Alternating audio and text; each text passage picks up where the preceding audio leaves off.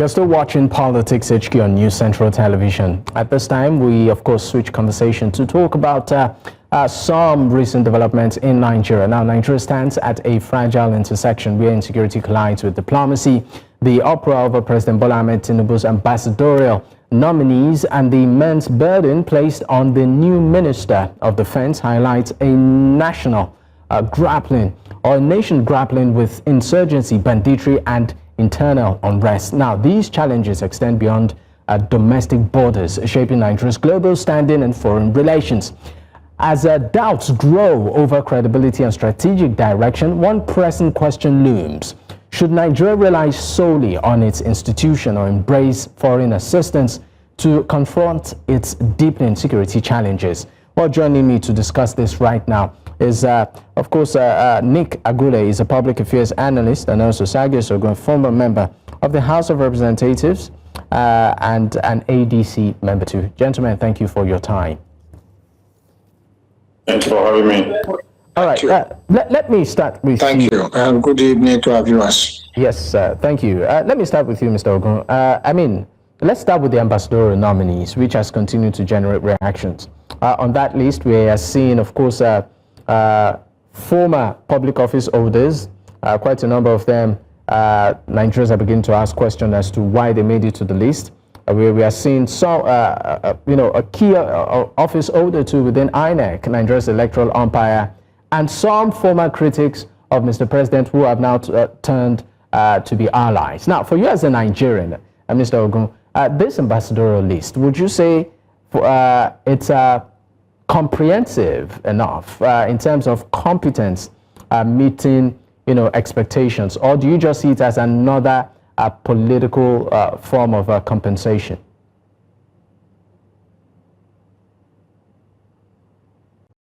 Mr. Ogun, did you get my question? Yeah, I got your question. Yeah. Please go ahead. We had an election in 2023 that was adjudged to be the worst in this country, where we spent taxpayers' money on that election on purchasing a server. And then the INEC chairman says the server didn't work. And that same man remained on his duty post, finished his tenure, and has been compensated. So we are compensating bad behavior. And what signal are we sending? So that's just for. All right. We are trying to really, hear you. Apparently, there seems to be connectivity issues. But I think one thing you said that I caught is that the list, according to you, reflects compensating bad behavior. Do you think this is the case, Mr. Nick? Yeah, that's the point I'm. Mr. Nick, did you get my question? Absolutely. Yeah, I got your question. The point I'm making, the former INEC chairman conducted the worst election in Nigeria. So why would you compensate such a person with an appointment? All right. Thank you for your input, Mr. Ogun. Let me move right now to Nick Agule. He's a public affairs analyst. Nick, do you also think this is a case of according to Mr. Ogun, compensating bad behavior? Thank you very much for the question. Can you hear me? Yes. Okay. So the ambassadorial nominees that have been released is about an equal balance between career ambassadors and non-career ambassadors. And perhaps the benefit of our viewers who may not clearly understand the difference, the career ambassadors are civil servants. So they joined the Federal Civil Service in the Foreign Affairs Ministry. And they must have by now served Nigeria in different diplomatic missions abroad, because an embassy or a high commission is not staffed only by the ambassador. So you have the ambassador, and then you have people reporting to him, down to people who are driving cars and all of that. And these foreign affairs staff are normally posted to go there and work in those different departments and at different levels. And when they now grow in service to become directors in the Federal Civil Service, they are then qualified to be appointed as ambassadors. So when they are appointed as ambassadors, they are on familiar territory. It is something they've done. They've worked closely with ambassadors before, so they know exactly what it means to be an ambassador representing Nigeria in a foreign country. So those are the career ambassadors. For those set of nominees, we cannot say is compensating political friends or patronage, because it is part of their career. You know, like instead of becoming a permanent secretary at the peak of their career, they are now ambassadors. Now, if we focus on those who are non-career ambassadors, meaning these are people who did not work in the Foreign Affairs Ministry, they may not even be civil servants, but they may have never ever worked in government before, but the president considers them fit to represent us in foreign missions, in foreign countries. Then he appoints them.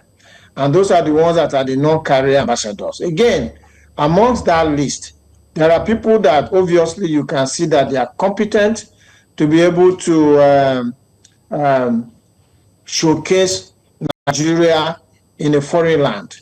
But there are cases of some of them who are quite controversial, and ideally, given their pedigree, you shouldn't expect the president to nominate them to represent Nigeria.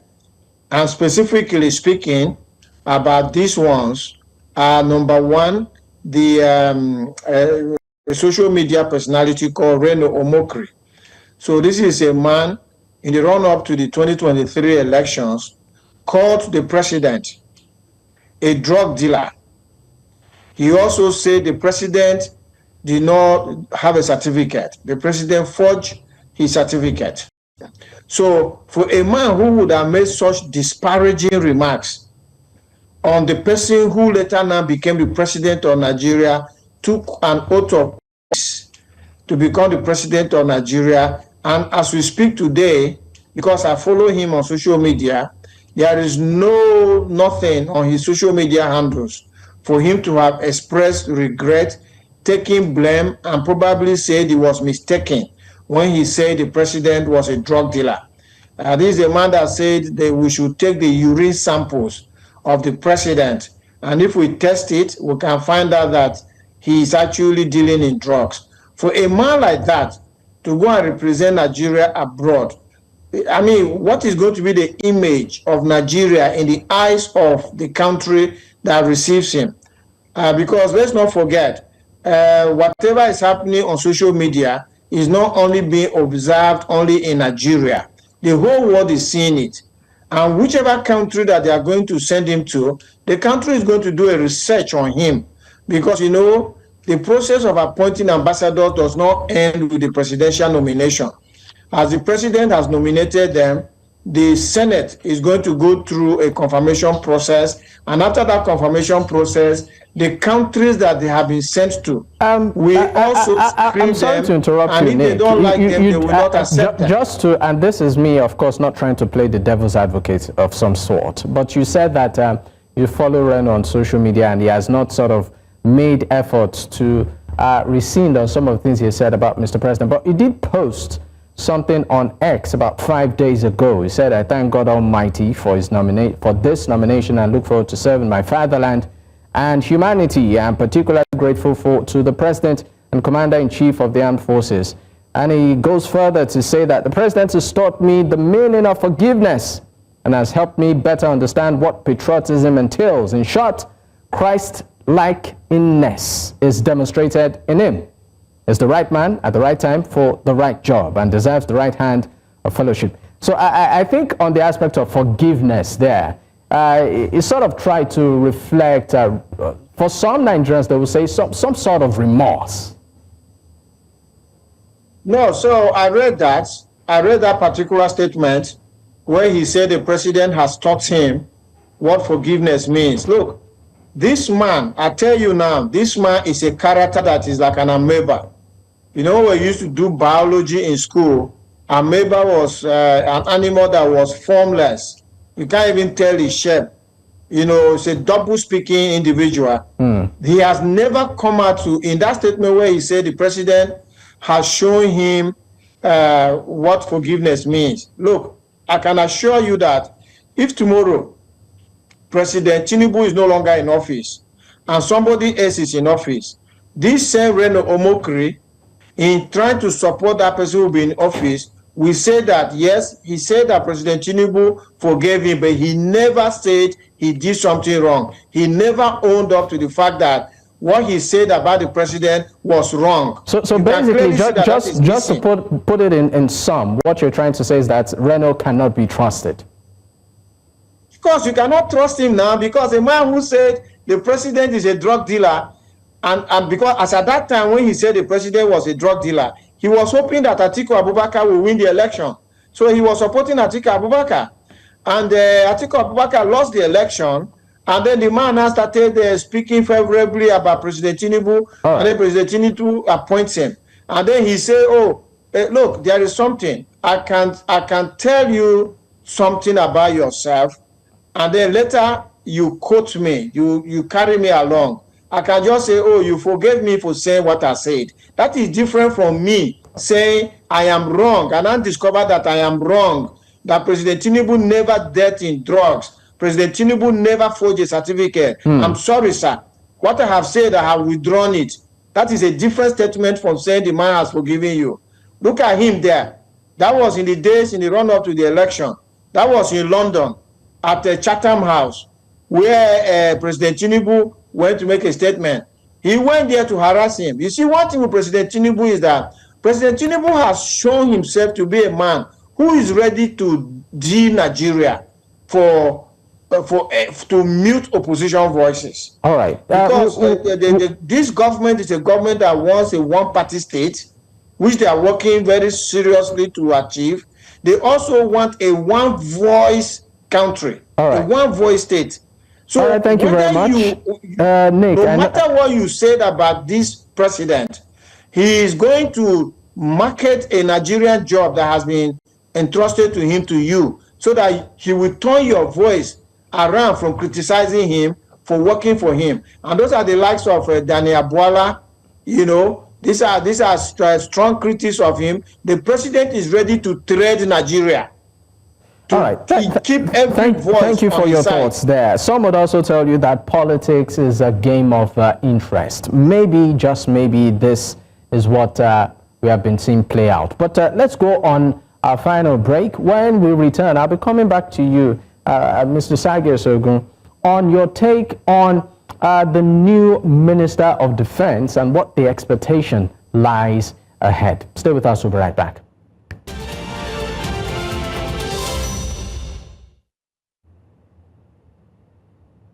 Many thanks for staying with us. I still have my guest with me, of course, joining me. I still have Sergius Ogun, a former member of the House of Representatives and also a member of the ADC, and Nick Agule, a public affairs analyst.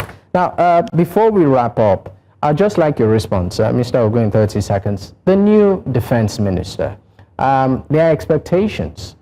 I mean, for you as an opposition, a member of the opposition party, would you say that this is a square peg in a square hole?